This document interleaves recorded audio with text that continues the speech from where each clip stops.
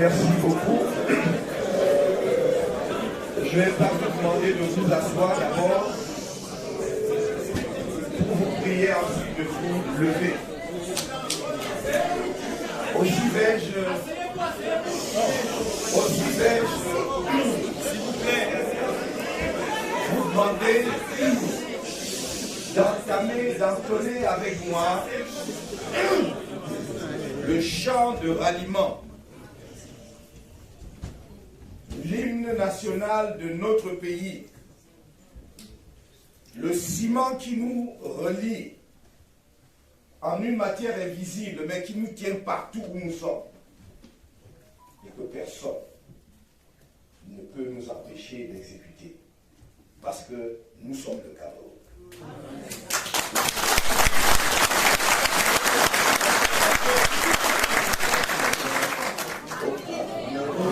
Personne de nos ancêtres va debout et jaloux de ta liberté. Comme un soleil, ton drapeau fier doit être un symbole ardent de foi et d'unité. Que tous tes enfants du nord au sud, de l'est à l'ouest soient tout amour, de servir que ce soit leur seul but, pour remplir le devoir toujours. Chère patrie, tes chéris, tu es notre seul et vrai bonheur, notre joie et notre vie, à toi l'amour et le grand honneur.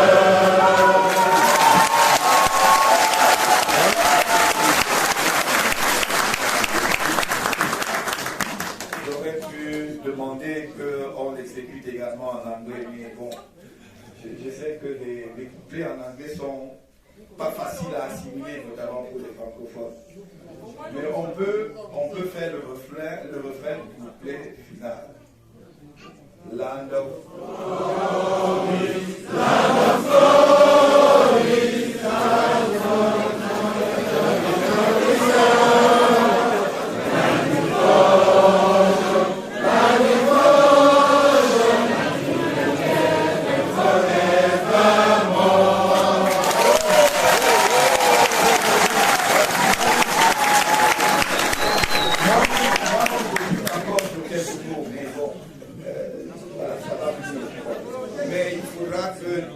d'ici peu, avant pas longtemps, nous assimilions parfaitement les deux versions. Ce n'est pas un choix. C'est une obligation. C'est une obligation. Maintenant,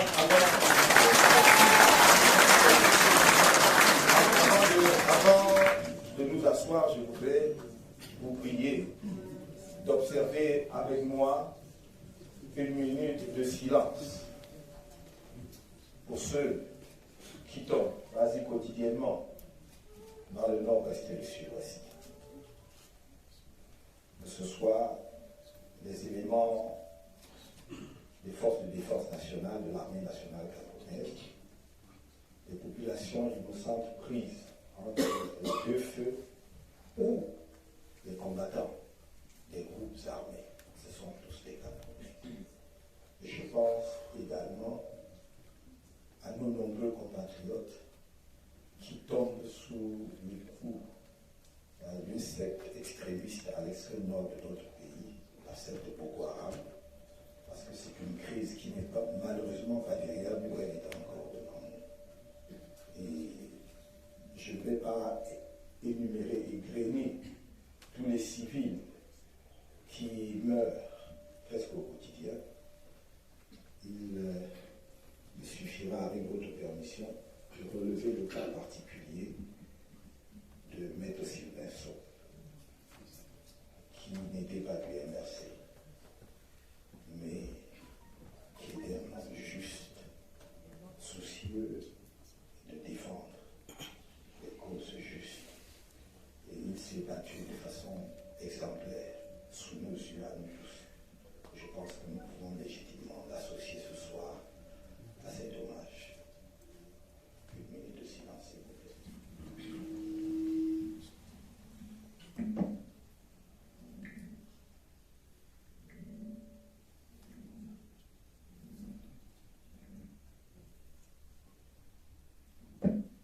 Je vous remercie.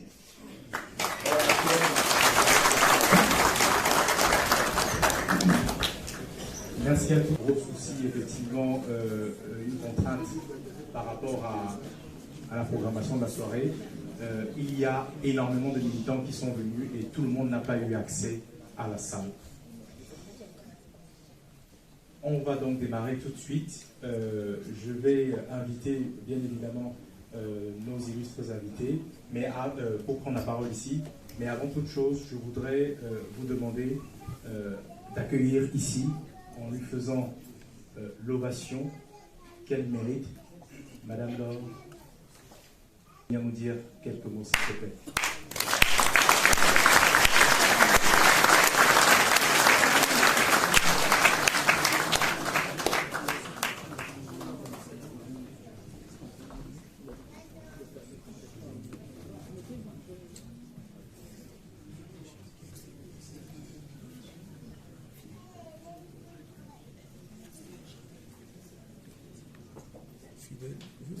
Les gens sont derrière vous. Hein.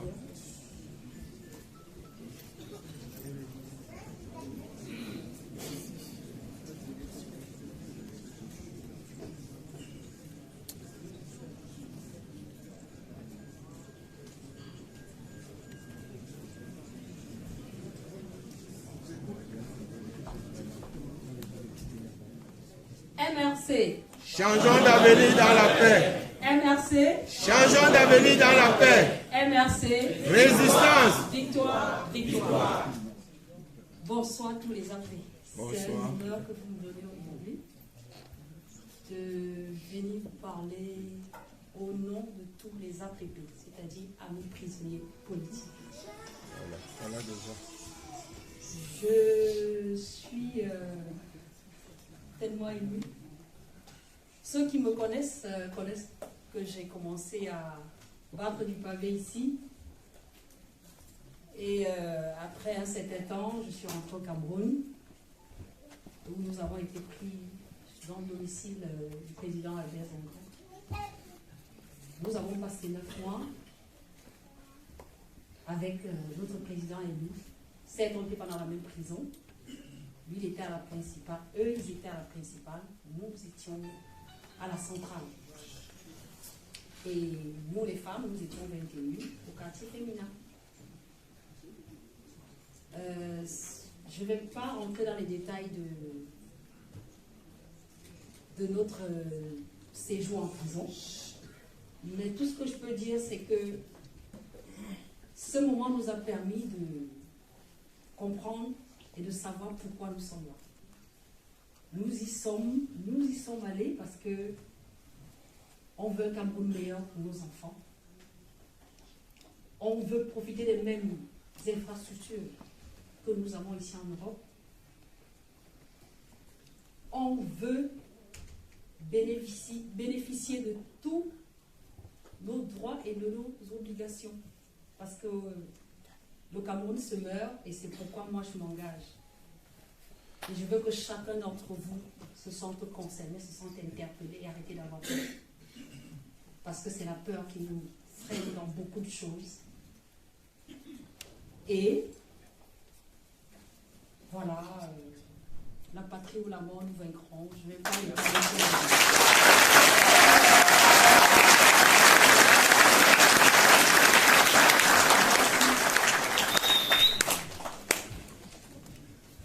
Merci beaucoup, Laure.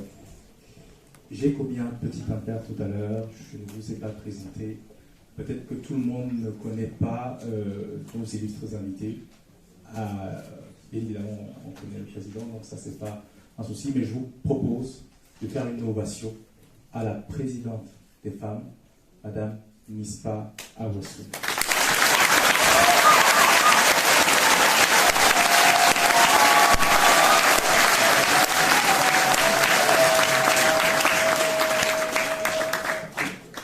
Bienvenue. Thank you very much. You're welcome.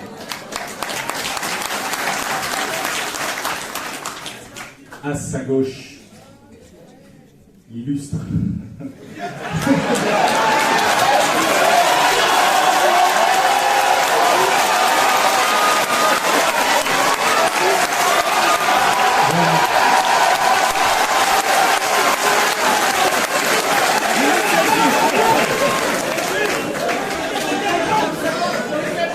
Est-ce que j'ai besoin de donner son nom?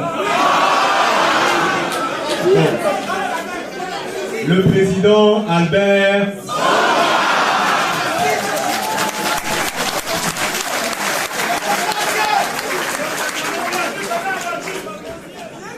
On va, tout à fait, on va continuer.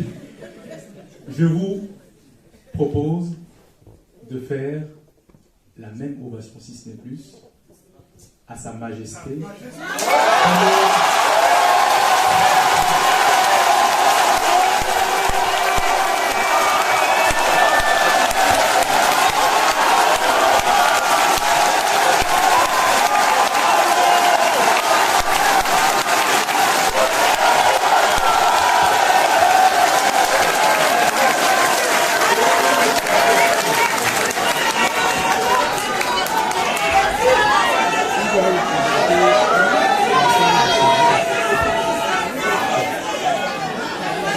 Bon,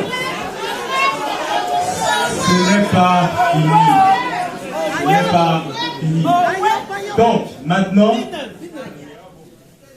je voudrais...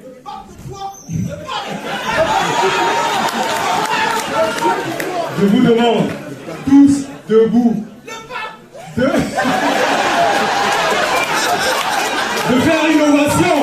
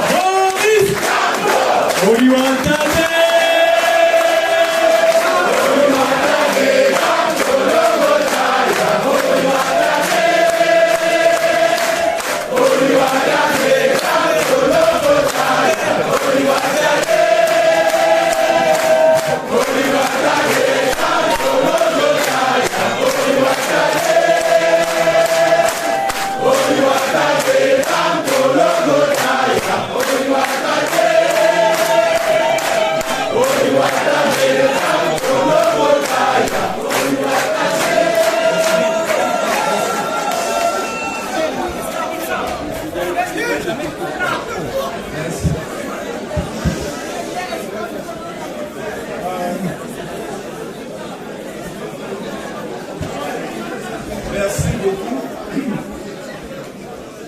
Faut le dire.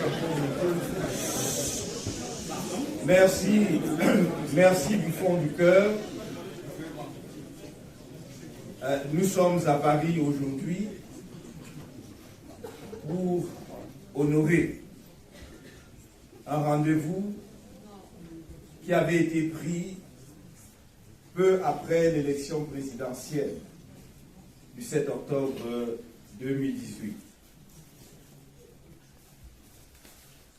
Nous avons vécu une année compliquée, en 2019, qui ne nous a pas permis d'honorer ce rendez-vous alors.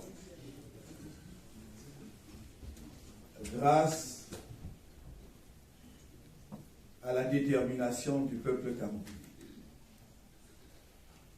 Grâce à l'engagement sans précédent de la diaspora camerounaise.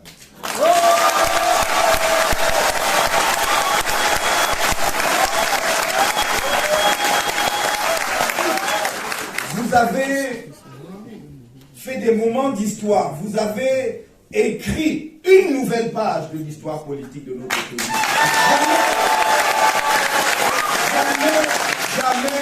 Jamais avant, on avait vu les Camerounais de l'étranger, vivant à l'étranger,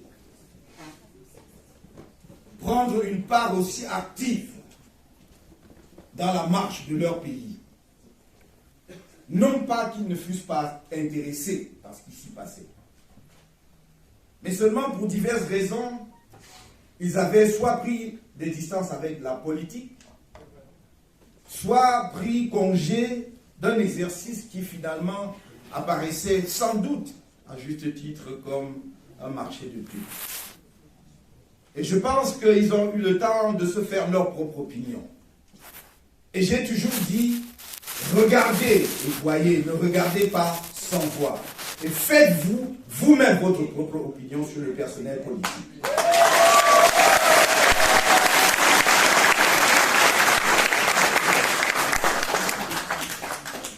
Et l'acte posé par la diaspora camerounaise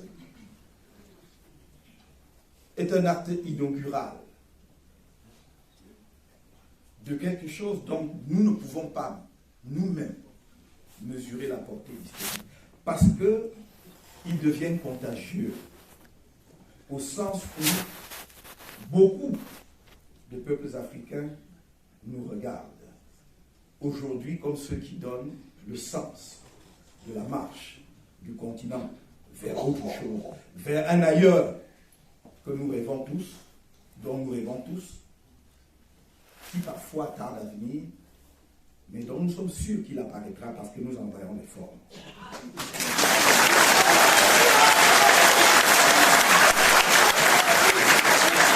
Il était alors question en 2018 de venir vous remercier. Je le fais aujourd'hui avec un certain retard, mais comme je l'ai dit tout à l'heure, tout ne dépend pas de nous. Il était question de venir vous remercier chaleureusement pour votre engagement et votre implication dans la campagne électorale de 2018, une campagne victorieuse. Nous l'avons gagnée, nous avons gagné cette élection dans les urnes, même si les institutions officielles de l'État en ont décidé autrement. Mais l'histoire n'est pas que l'histoire officielle.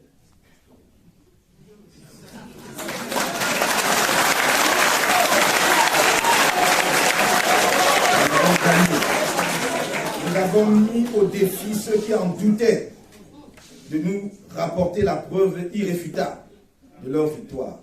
Et la seule manière de rapporter cette preuve, c'était de recompter les résultats des votes. Ce sont eux qui en ont tous les documents, puisque la loi électorale camerounaise dit que seul le procès verbal est qu'en fait foi. Et il a tous ces procès verbaux. Nous avons demandé que l'on croise ces procès verbaux avec des fiches d'émargement. Parce que quand vous signez, vous émargez. Croisons les procès verbaux et les fiches d'émargement et nous verrons qui a gagné. J'avais pris l'engagement que si c'était celui que l'on a proclamé au final vainqueur, j'irai m'incliner devant lui et serai le premier à l'applaudir pour sa victoire. Et cela n'est pas arrivé.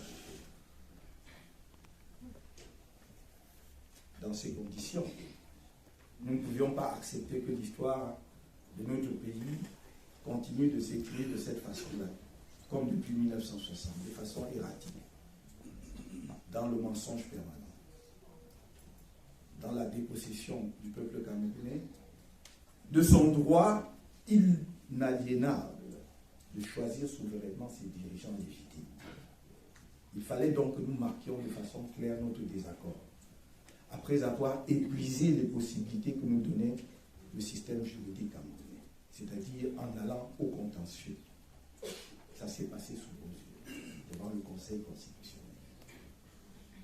Mais il y avait en même temps, et on peut le vérifier à travers les textes et nos déclarations, cette question lancinante, qui est comme une plaie, heureusement pas incurable, parce que nous savons comment la guérir, mais qui est une plaie qui fait mal en permanence, qui est la situation dans les régions du nord-ouest et du sud-ouest. Nous ne pouvions pas nous payer le luxe de regarder ailleurs, alors qu'il y a une tragédie qui se noue dans une partie de notre pays. Nous avions dit alors, en novembre 2018, que si aucun progrès significatif n'était fait dans la résolution de cette crise et dans la résolution du contentieux post-électoral, nous serions amenés à marcher pacifiquement pour exprimer notre désaccord. Vous savez que c'est au cours de la même période que l'on nous a annoncé le retrait de l'organisation de la CAN à notre pays. C'était une blessure nationale. Parce que le Cameroun est un pays de football. Et de montrer à la face du monde notre incapacité à organiser une compétition de cette nature la dernière remontée en 1972 était, même pour ceux qui ne sont pas particulièrement fans du football, quelque chose de blessant. Blessure à l'orgueil national, à la fierté, à la dignité camerounaise. Et ça peut arriver. Alors, il faut en rechercher des coupables, des responsables. Et nous avons attendu que quelque chose se fasse. Et rien ne s'est passé. Seulement, suivant les chiffres de sources diverses, mais certaines sont de sources officielles, on nous a parlé de milliers de milliards de francs CFA débloqués pour l'organisation de cette CAN. Il se trouve que les infrastructures n'étaient pas terminées. Nous étions donc encore légitimement, en tant que contribuables camerounais. Voilà les 3 thématiques que nous avons retenues pour les fameuses marches blanches du 26 janvier 2019. Non au hold-up de la paix, c'est-à-dire de la poursuite de la guerre dans le Congo. Non au hold-up électoral, c'est-à-dire le détournement du résultat d'une élection. Non au hold-up des finances publiques, c'est-à-dire le détournement massif de l'argent débloqué pour organiser une manifestation internationale. Voilà les raisons pour lesquelles nous avons marché le 26 janvier 2019. Y avait-il là un seul point dans lequel un Camerounais ne puisse pas se reconnaître? Est-ce que nous sommes d'accord pour que notre pays regarde sans rien faire que les Camerounais se massacrent dans le nord-ouest et le sud-ouest? Est-ce que vous êtes d'accord? Est-ce que nous pouvons accepter cela? Alors, je considère que je gagne là un premier point. Allons-nous accepter que les élections dans notre pays ne soient qu'un jeu de dupes, une mise en scène grotesque, dont les résultats sont connus d'avance, alors qu'on y engloutit des dizaines de milliards de francs CFA pour consolider un système inerte qui ne fait pas avancer le pays? Est-ce que le peuple camerounais n'a pas le droit de choisir librement ses dirigeants? Alors, je considère qu'il y a là un deuxième point acquis. Est-ce que nous pouvons accepter que les paysans et les paysannes camerounaises, ceux qui se lèvent tôt, à 4 heures du matin, qui se couchent tard parce qu'ils rentrent parfois à 10 heures du soir, que ceux qui n'ont d'autre choix que la conduite d'une moto et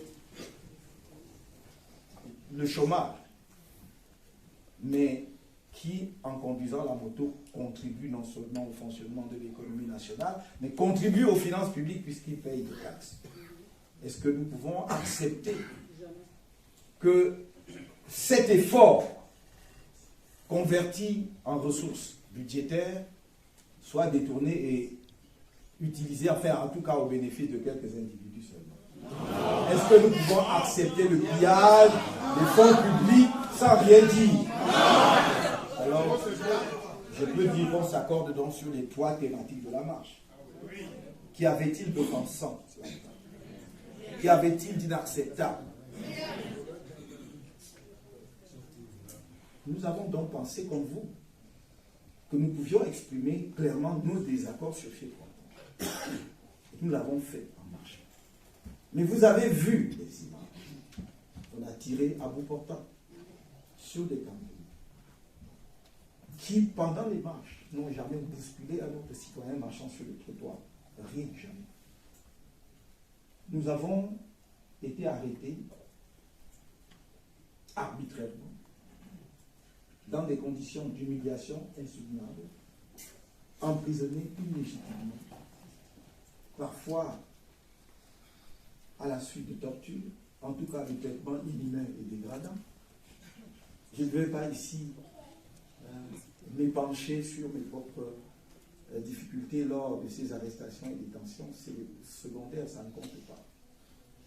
Mais quand on est violenté, brutalisé de cette sorte, de cette manière, des femmes, des mères de famille, des jeunes Camerounais qui avaient commis pour seul crime le fait de penser qu'il pouvait y avoir une alternance dans la paix et pas les jeunes dans leur pays, est-ce que cela est acceptable? C'est donc insoutenable. C'est pour cette raison que j'étais au plus profond de nos cellules, j'étais avec les autres très sensible au fait qu'à aucun moment vous n'avez baissé les bras. Parce que vous avez compris ce qui était en train de se jouer. Ce qui se joue au Cameroun aujourd'hui, c'est, j'allais dire, une lutte qui a été historiquement différée et qui doit être menée maintenant.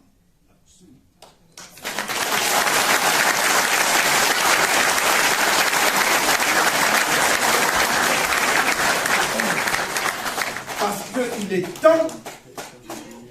est temps que nous disions, c'est inacceptable la descente aux enfers à laquelle on nous contraint. C'est de cela dont il est question. Mais alors, certains me posent allègrement la question et me font des procès. C'est normal d'ailleurs, c'est légitime que les gens s'expriment, y compris leur désaccord avec moi. Les insultes sont moins acceptables, mais je les accepte.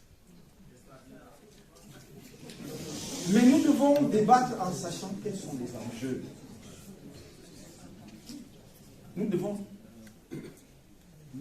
nous quereller en sachant pourquoi nous nous querellons. Vous avez regardé les images d'hier d'enseignants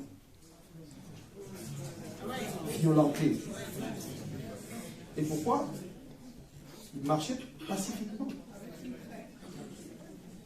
avec leur toge, avec une craie en main.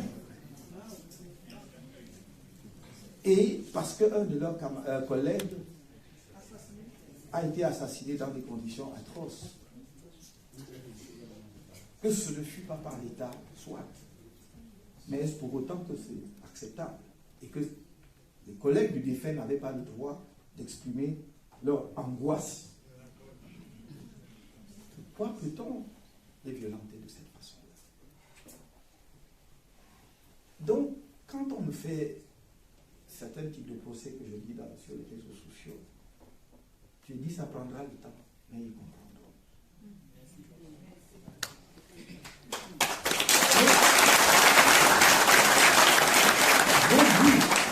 J'ai vu dans les images, dans ce qui circule,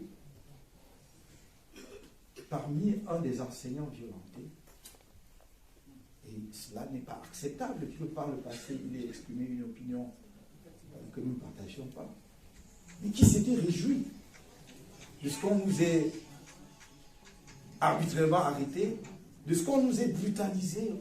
Disait-il, il faut que l'ordre soit maintenu, il est fier. Et quand j'ai regardé ce qui se passe, et lui-même aujourd'hui, je ne peux pas m'en réjouir. Mais je regrette que c'est de cette façon-là qu'il puisse comprendre ce que nous étions en train de dire.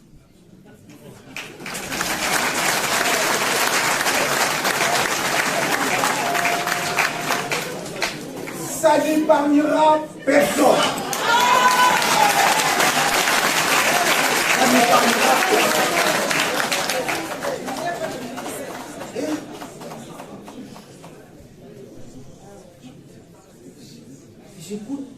J'écoute souvent nos compatriotes parler.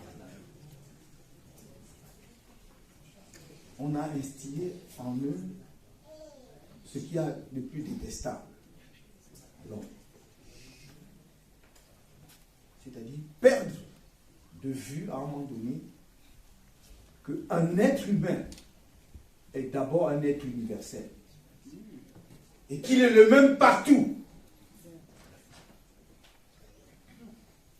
Je sais qu'il y a dans la salle compatriotes qui ont réfléchi abondamment sur la question. Notre compatriote, le remarquable philosophe, le professeur Yancy.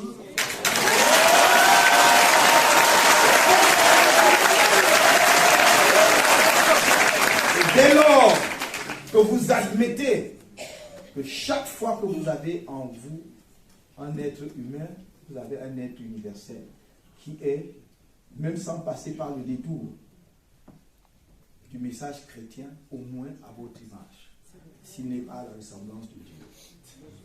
Et que, comme disent les philosophes, comme ils disaient, vous ne vous reconnaissez humain qu'à travers l'autre. Parce que même avant le miroir et tout, la seule image que vous avez de vous-même, c'est à travers l'autre.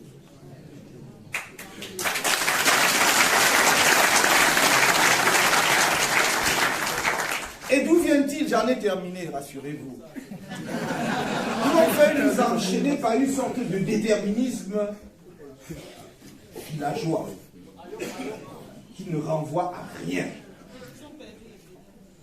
Si nous considérons que nous sommes tous des êtres humains, alors nous devons respecter la dignité humaine partout où elle est placée. Et moi, quand je vais à l'hôpital, je n'ai jamais posé la question à l'infirmière d'où elle venait. Je lui confie ma vie. Si je suis victime d'un accident le long de la route, je ne sais pas qui va me ramasser. Des fois que ce soit peut-être même un étranger, un non-camerounais. Et qu'est-ce que j'avais dit devant le Conseil constitutionnel? Que personne n'a choisi de mettre l'arbre de l'homme. Personne. Nous avons beau faire, nous découvrons que nous sommes venus au monde en un lieu, à une époque et dans une famille. Ça ne dépend pas de nous.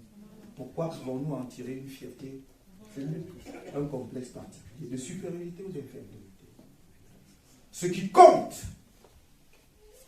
c'est ce que nous avons comme projet pour l'espèce humaine, à commencer évidemment par nous et les autres. Vous savez, quand je vois les savants indiens en train de calculer la trajectoire pour lancer une fusée, je ne crois pas qu'ils aient le temps de vous demander s'ils viennent du Bangalore ou de Mumbai.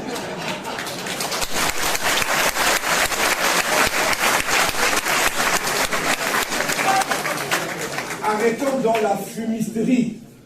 Et j'ai dit, personne ne comptera sur moi pour accompagner cette bêtise. Je n'en ferai pas partie.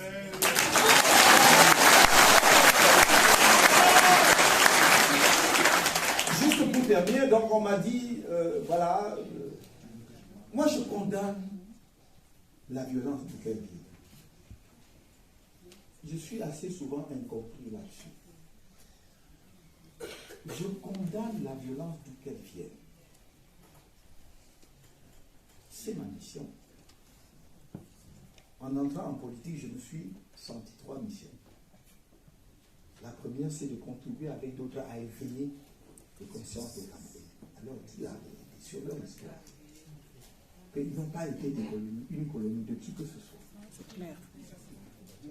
Que la racine de notre attachement à notre nation, à notre patrie, est ancienne, presque aussi ancienne que la création territoriale du Cameroun. Et que nous sommes simplement dans la continuité. J'espère que des gens aussi talentueux demain nous aideront à écrire le roman national. Nous sommes prêts, on est prêts.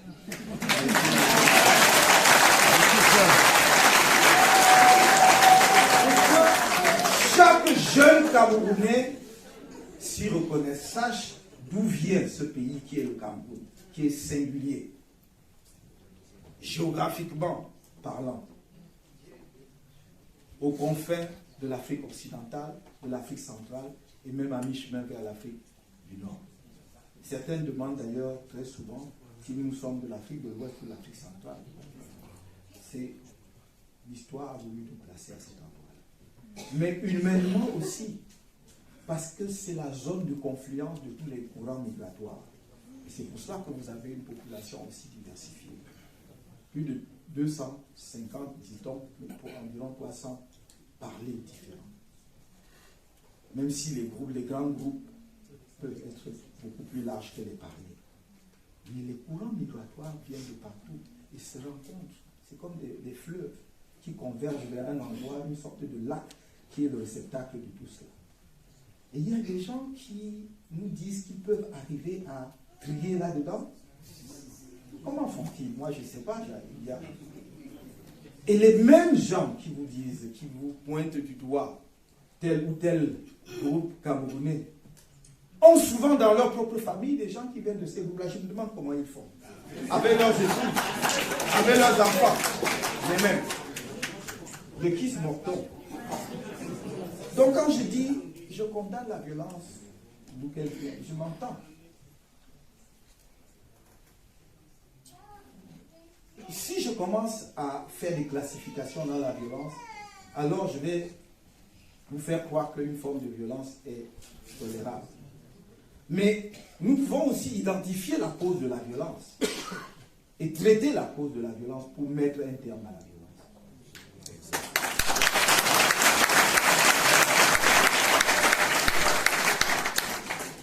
Ma deuxième mission, quand je vous ai parlé de la première, c'était de rassembler. Et moi, je suis venu en France rencontrer les Camerounais et tous les Camerounais.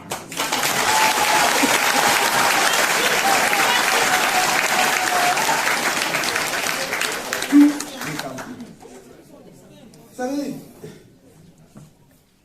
les gens manœuvrent, vous recevez des milliers de messages sur votre téléphone WhatsApp, des gens anonymes qui croient pouvoir travailler votre conscience. Il faut qu'ils regardent mon âge et mon parcours.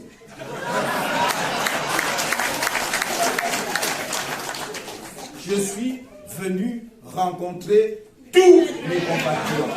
Tous mes compatriotes. Pour une raison simple. Parce que seul, personne n'y arrivera.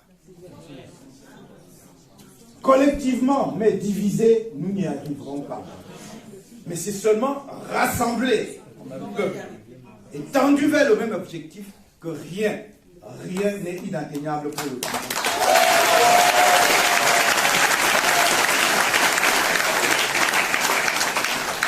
Voilà.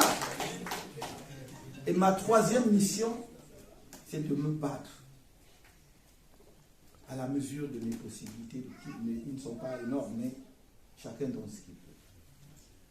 D'apporter ma petite contribution pour que nous traversions le fleuve.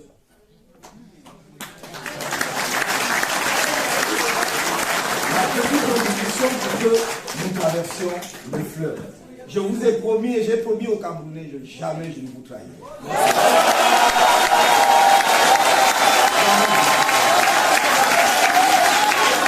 On y arrivera ou on n'y arrivera pas, mais on réussira ensemble ou on périra ensemble.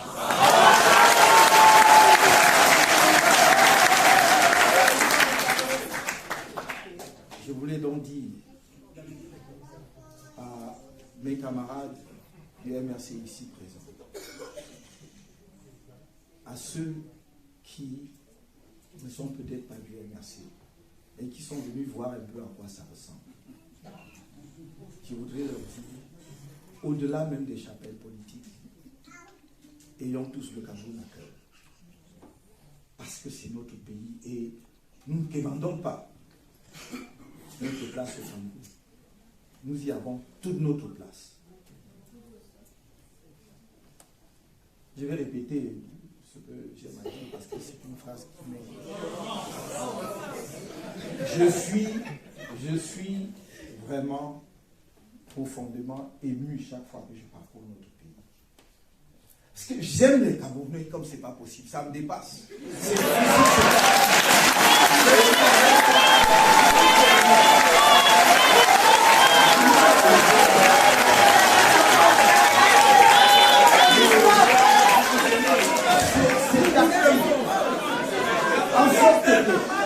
En sorte que, quand devant le Conseil constitutionnel, je dis, et mon Dieu, j'ai demandé, mais je l'ai fait à Ebola, je l'ai fait à Mpouma, je l'ai fait à Ebebda, je l'ai fait à Bankim, je l'ai fait partout ailleurs, à Tcham. Quand j'ai dîné, quand j'étais au sud, J'ai dit, mais on passe quel concours pour devenir boulou? Parce que j'aimerais être boulou. Dis-moi, je passe ce concours-là, je sais que je ne vais pas échouer. J'étais pas...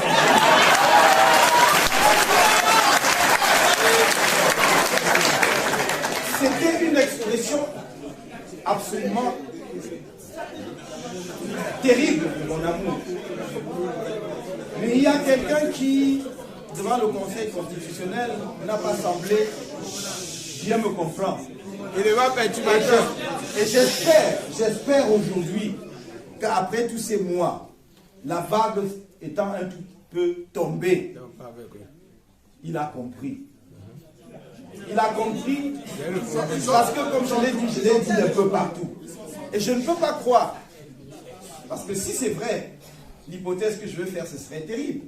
Je ne veux pas croire qu'à ce niveau-là, ils ne puissent pas comprendre ce que nos populations, dans les régions les plus reculées du pays, ont compris.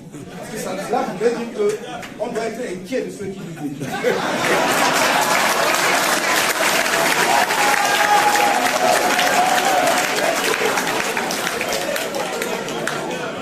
Donc mes chers amis, je ne vais pas faire le meeting de demain avant le meeting de demain.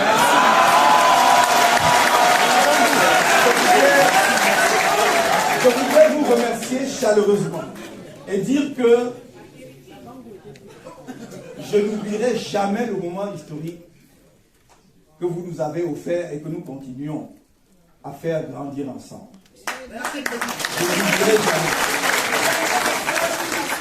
Quant au MRC, je suis venu, comme vous le savez, pour vous remercier, pour vous féliciter du travail remarquable que vous avez fait, remercier du fond du cœur les organisateurs, la mobilisation que vous avez été en mesure de faire. Il y a des dissensions, il y a des désaccords entre les dirigeants, mais il n'y a pas d'organisation humaine où on ne trouve pas des désaccords. Il y a des choses à régler encore. Mais pour une jeune formation comme la nôtre, oui, nous le faisons. Et croyez-moi, j'ai la main dans le cambouis tous les jours. On tient le guidon. Mais ne doutez jamais, le MRC est dirigé.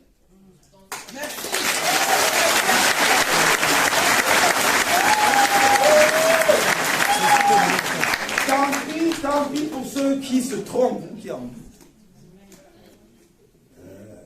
Il arrive que nous fassions le management de crise.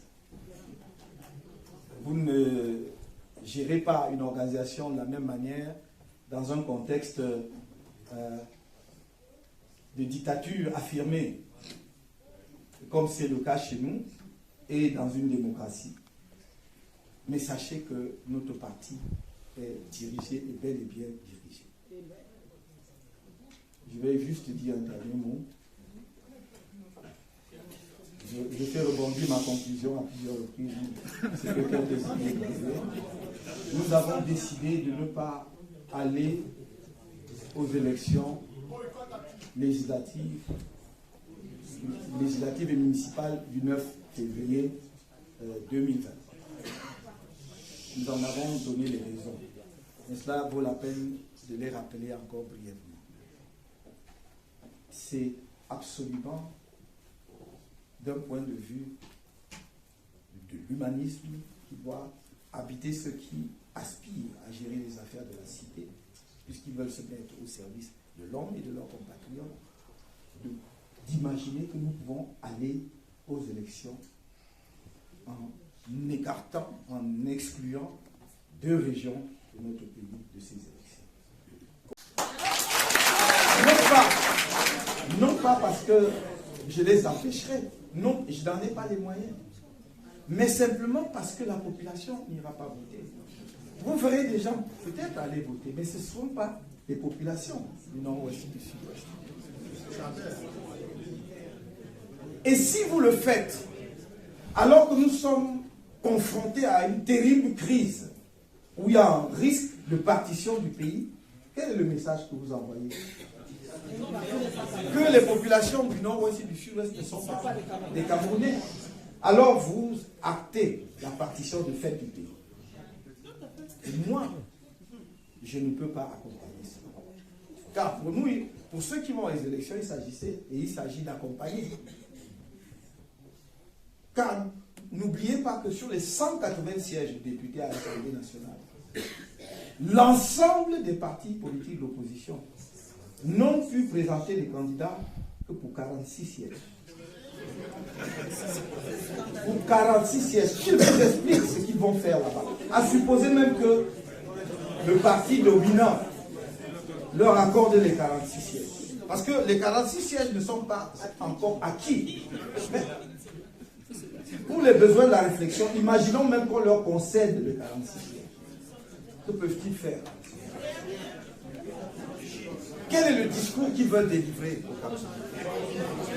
Que l'opposition camerounaise est là pour s'adjuger quelques sièges des prébendes en allant émarger au budget de l'Assemblée nationale, ou bien pour s'engager dans l'œuvre transformatrice de notre pays. Nous avons opté pour travailler en profondeur afin que d'autres pays atteignent le niveau de développement, de conscience nationale, de progrès collectif partagé qui doivent être ici. C'est pour cela que nous avons dit nous ne pouvons pas aller aux élections dans ces conditions. Circule sur les réseaux sociaux ces jours-ci quelqu'un qu'on a attrapé avec un lot de cartes. On lui a infligé un traitement qui n'est pas très souhaitable, malgré qu'il est immunitaire. Mais il aura peut-être un peu cherché. Vous allez à une élection avec 134 sièges déjà acquis. Mais vous trichez encore. Ça veut dire que la fraude est inscrite dans l'ADN.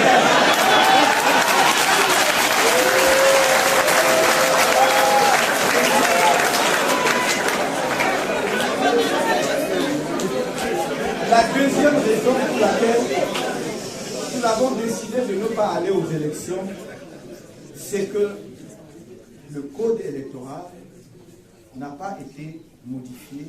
Le système électoral camerounais n'a subi aucune modification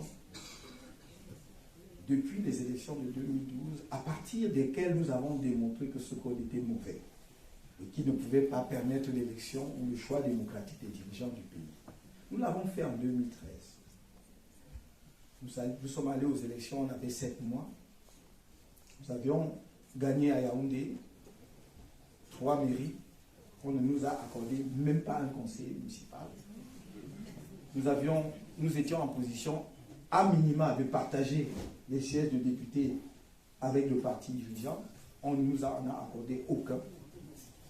Nous avons dit, peut-être parce que nous sommes jeunes, nous avons fait le diagnostic, nous avons déposé une proposition de loi à l'Assemblée nationale. Et puis à toutes les instances, à commencer par la présidence impliquée dans le processus électoral. On n'a même pas accusé réception de non-correspondance, jusqu'aujourd'hui. En 2018, nous étions devant un dilemme, aller à l'élection présidentielle ou pas. Mais nous avions travaillé pendant 7 ans. Et nous estimions que même avec un mauvais code électoral, nous pouvions gagner. Le Conseil constitutionnel venait d'être mis en place. On s'est dit, le Conseil va proclamer les résultats ou annuler là où c'est possible. Nous avons encore fait ce pari-là en 2018. Nous y sommes allés. Les Camerounais nous ont donné la victoire dans les urnes. Le Conseil constitutionnel, en qui nous fondions quelques espoirs, on a décidé. La communauté internationale, tout le monde a demandé qu'il y ait révision du code électoral avant plus de nouvelles élections, y compris une résolution du Parlement européen adoptée à l'unanimité des 27. Et l'ECAM lui-même, organe électoral mis en place par le gouvernement, a dit dans 2 rapports distincts qu'il faut réformer le code électoral. Ça n'a jamais eu lieu. Et des gens nous demandaient d'aller aux élections. Mais qu'est-ce que je serais venu vous dire si, à l'issue de ces élections, on avait détourné les résultats? Vous m'auriez répondu légitimement, ben, vous le saviez, dans ces conditions-là, pourquoi? Voilà les 2 raisons pour lesquelles nous ne sommes pas allés. Et pourquoi nous appelons les Camerounais à ne pas accompagner une telle mascarade. Voilà, je vous remercie encore une fois, chaleureusement.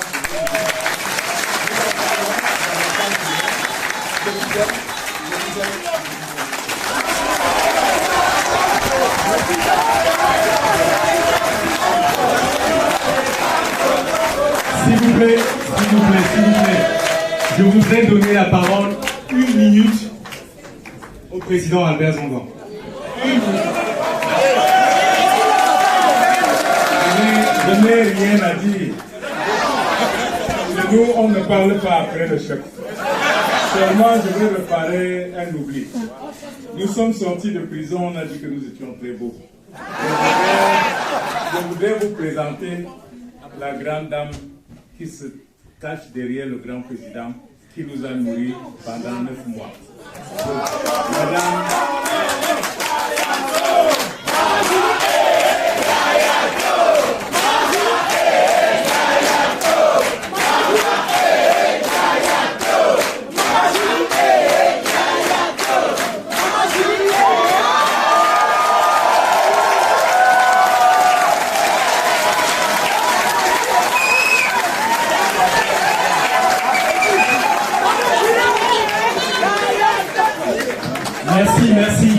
Merci à tous. Alors, merci à tous. Le président va se retirer quelques instants à l'arrière, donc je vous demande tous de monter au 3e étage pour le cocktail. Voilà, il va nous rejoindre juste après. Les sorties, c'est juste derrière vous.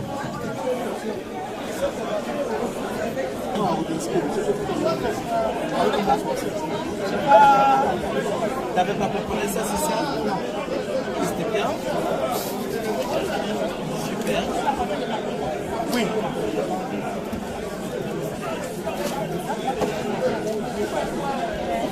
Roger. J'invite tout le monde à monter au 3e étage par les escaliers.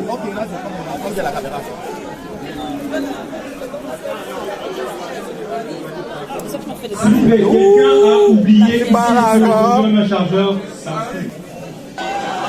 Merci, s'il vous plaît.